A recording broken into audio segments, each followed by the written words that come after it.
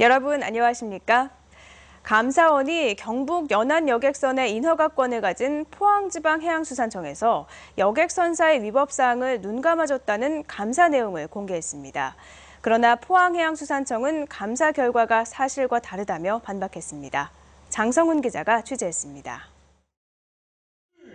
2013년 3월부터 울진 후포와 울릉독도 간 운항을 시작한 시플라워 2호.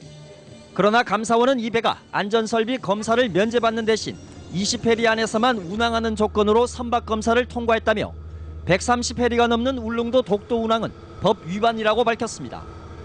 처음부터 안전기준을 충족하지 못했는데도 포항해양수산청이 운항허가를 내줘 세월호 참사 이후까지 1년 넘게 운항하도록 했고 심지어 이런 사실을 알고도 시정하지 않았다고 덧붙였습니다. 그러나 포항해양수산청은 감사원이 지적한 건 시플라워 2호가 과거 일본 대마도 노선에서 운항할 때만 해당된다며 국내 노선 운항에는 문제가 없다고 반박했습니다. 감사원은 또 선사가 2014년 말 여객선을 모 회사에 반납해 면허 기준을 위반했는데도 포항해양수산청은 면허 취소 등의 조치를 하지 않았다고 지적했습니다. 특히 6개월 이상 휴업할 경우 면허를 취소할 수 있음에도 불구하고 선사 측은 실제로 1년 이상 여객선을 운항하지 않고도 면허를 보유하고 있다며 봐주기 의혹을 제기했습니다. 장기 휴양되면서 주민과 관광객들이 굉장히 불편을 겪고 있습니다. 계속 이렇게 면허를 기존 업자에게 계속 이렇게 기다릴 것이 아니라 이에 대해 포항해양수산청은 휴업 기간 중에 여객선이 매각되는 바람에 행정처분이 가능한 시점이 오는 9월 6일까지로 늦춰졌다며 이때까지 대체 여객선을 투입하지 않으면 행정처분하겠다고 해명했습니다. 왜 면허 취소를 안 했냐고 막 그 이야기를 했었거든요. 네. 그래서 우리 면허 취소할 수 없다. 그래서 이제 저희들이 이제 9월 6일까지 이거 조치해라라고는 공문을 보내놨어요.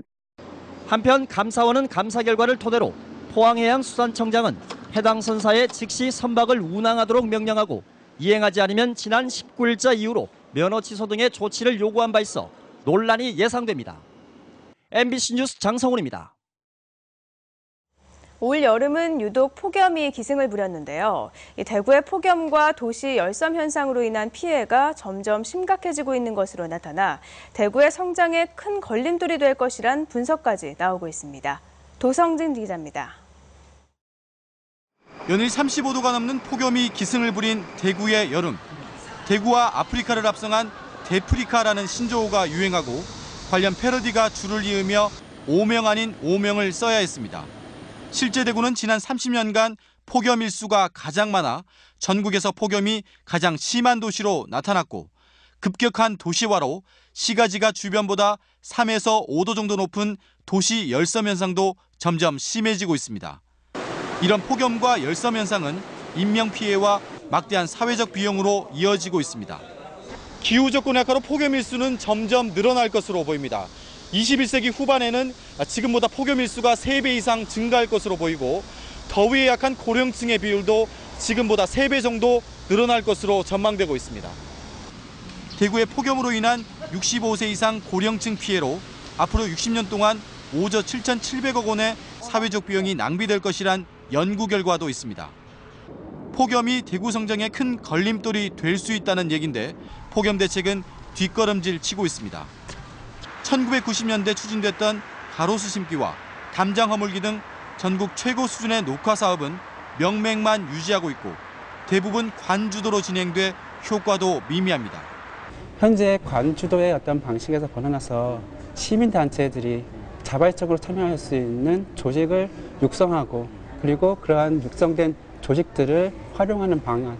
대표적인 게 서울시나 부산시 같은 경우는 그린 트러스트라는 조직을 지원을 해서 그런 조직들이 교육도 시키고 사업도 자체적으로 버스나 정류장의 지붕을 정원으로 만들어 3도 이상의 저감 효과가 입증돼 미국 주요 공공건물의 시공이 의무화된 그린 루프, 건물 지붕과 옥상을 밝은 색으로 칠하는 쿨 루프 등 다양한 프로젝트의 도입이 필요합니다. 도시공간 재배치로 바람길을 확보하고 가로수를 심어 효과를 보려면 수십 년이 걸리는 만큼 대구시의 장기적이고 체계적인 폭염 방지 노력이 시급하다는 지적이 설득력을 얻고 있습니다.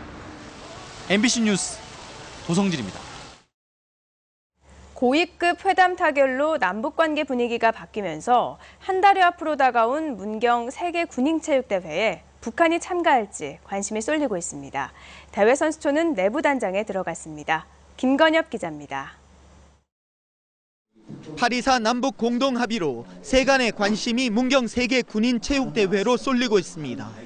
대회 조직위는 기자 간담회를 열어 북한의 참여 가능성을 열어두고 대회를 준비하고 있다고 밝혔습니다. 추가적으로 일부 희망국에 대해서는 현재 접수를 받고 있는 상황입니다. 북한도 다른 나라와 동일하게 그런 추가적인 신청을 해오면은 다만 북한이 참가 신청을 하더라도 이미 대진표가 정해진 단체 경기는 어렵고 개인 종목은 참가가 가능합니다. 조직위는 문경 대회에 120개국 8,000명의 선수가 참가해 역대 최대 규모가 될 것이라고 전망했습니다. 소치나 평창 동계올림픽보다 참가 선수단 규모가 더 크다고 설명했습니다.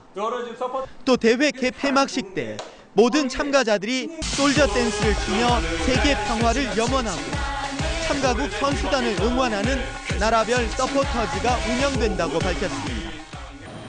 대회 준비 작업도 순조롭게 진행되고 있습니다.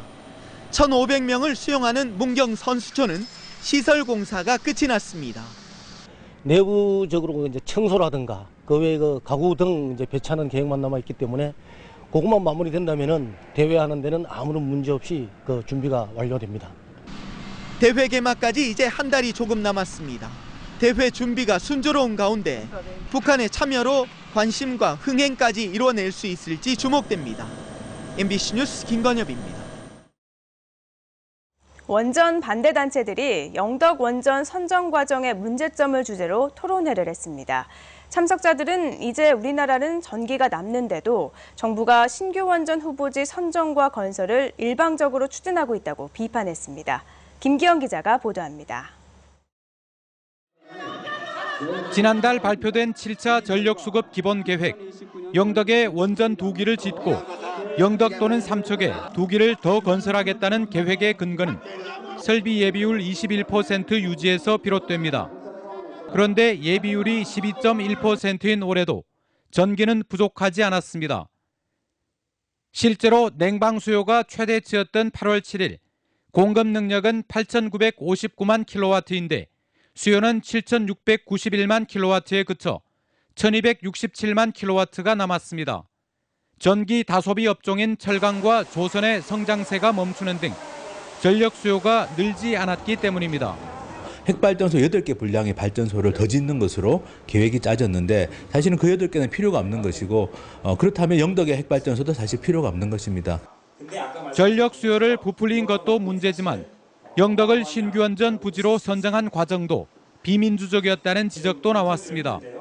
신규 원전 계획을 설명회 한 번으로 끝냈고 원전이 들어설 3계리 주민 399명의 동의만으로 유치 신청서가 제출됐습니다. 군의회 심의도 불과 20분 만에 처리돼 제대로 수기했을지 의문입니다. 주민들의 의견이 제대로 반영되지 않았던 점이 가장 큰 문제라고 할 수 있습니다. 그런 문제로 인해서 지금 주민들이 주민투표를 얘기하고 있는 것이고요. 지난해 시민 주도의 주민투표에서 85%의 반대를 확인한 삼척도 영덕이 원전 부지 선정에서 철회돼야 안심할 수 있다는 겁니다. 영덕 의견이 나왔죠. 삼척 주민들 주민 투표한 결과가 나왔죠. 그럼 정부가 지금이라도 당장 받아들여야죠. 영덕의 두 단체가 올해 안에 주민투표 실시를 준비하고 있는데도 정부는 국가 사무를 주민투표로 결정할 수 없다는 말만 되풀이하고 있습니다. MBC 뉴스 김기영입니다. 한국원자력환경공단은 경주시에 있는 중저준위 방사성 폐기물 처분시설 준공식을 오늘 개최하고 본격적인 운영을 시작합니다. 중저준위 방폐장은 217만 제곱미터 규모로 2007년 착공해 1조 5천억 원이 들어갔으며 지하 80m에 위치한 동굴 처분 방식의 저장시설입니다. 이곳에는 중저준위 방사성 폐기물 10만 드럼을 저장할 계획이며 지난해 12월 원자력안전위원회의 사용 승인을 받았습니다. 한국은행 포항본부는 추석을 앞두고 경북 동해안 중소기업에 300억 원 규모의 운전자금을 융자 지원합니다. 융자 금액은 업체당 4억 원 이내로 은행 대출 실적의 최대 50%를 해당 은행의 연 0.75%의 저리로 지원합니다. 신청은 오는 31일부터 다음 달 25일까지고 신용등급 유량업체와 주채무계열 소속 기업체 등은 제외됩니다. 울릉군의 고용률이 전국에서 가장 높은 것으로 나타났습니다. 통계청이 발표한 2015년 상반기 지역별 고용조사에 따르면 울릉군의 고용률은 80.9%로 전국 지자체 가운데 유일하게 80%를 넘었습니다. 통계청은 울릉군이 농림어업 부분의 비중이 높고 독도를 비롯한 천혜의 관광자원을 간직해 노인과 젊은 층의 일자리가 골고루 높다고 분석했습니다. 대구 경북 지역 소비자 심리가 2달 연속 낙관적인 것으로 나타났습니다. 한국은행 대구 경북본부가 발표한 8월 소비자 동향조사 결과에 따르면 지역 소비자 심리지수는 102로 전월에 비해 1포인트 상승했습니다. 이는 2달 연속 100포인트를 넘어선 것으로 소비자 심리지수가 100을 넘으면 경기에 대해 낙관적인 상태를 의미합니다. 지역 소비자들의 현재 경기 판단 지수는 71로 전월보다 6포인트 상승했고 향후 경기 전망도 87로 3포인트 높아졌습니다. 현재 생활 형편이나 가계 수입 등은 전월에 비해 소폭 상승했고 취업 기회 전망은 85에서 90으로 5포인트 상승했습니다. 추석 때 가장 인기 있는 선물은 한우라는 조사 결과가 나왔습니다.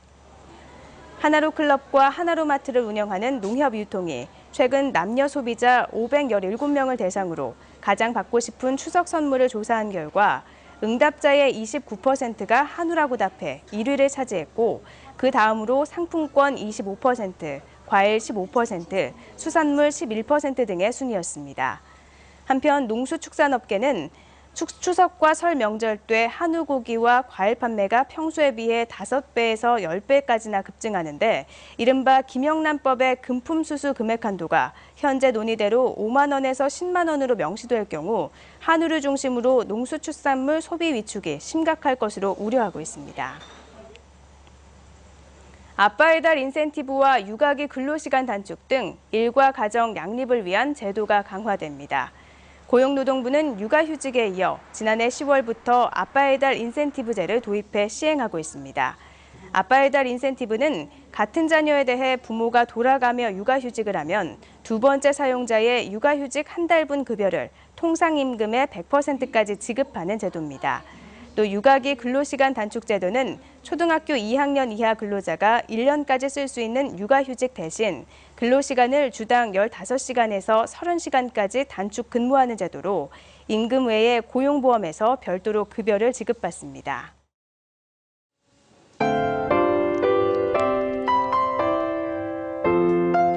네, 이제 아침 공기가 제법 쌀쌀해졌습니다. 오늘 아침 기온을 살펴보면요. 울진과 경주가 18도, 영덕 19도, 포항은 21도로 낮았습니다. 하지만 낮에는 30도 가까이 오르면서 다소 덥겠습니다. 보시는 것처럼 일교차가 크게 벌어지고 있으니까요. 참고하시는 게 좋겠습니다. 한편 경주는 오후에 비 소식이 있겠습니다. 내리는 비의 양은 1에서 4mm 정도로 약하게 내리겠습니다. 자세한 지역 날씨 알아보겠습니다. 오늘 경북 동해안 지역은 맑은 가운데 구름 조금 지나겠습니다. 아침 기온은 20도 안팎에서 시작하겠는데요. 낮 최고 기온은 영덕 30도, 포항 경주는 29도, 울진이 27도까지 오르겠습니다. 울릉도와 독도도 대체로 맑겠습니다. 아침 기온 울릉도 21도, 독도 23도를 보였고요. 낮 최고 기온은 울릉도 26도, 독도 25도가 되겠습니다. 동해 전해상 구름 조금 지나는 가운데 맑겠습니다. 파도는 많이 잔잔해졌는데요. 바다의 물결은 0.5에서 2.5m로 일겠습니다. 내일 날씨는 오늘과 비슷하겠습니다. 일요일에는 비 소식도 있겠고요. 요즘 일교차가 크게 벌어지고 있으니까요. 감기를 조심하셔야겠습니다. 날씨였습니다. 이상으로 포항 MBC 뉴스투데이를 마칩니다. 고맙습니다.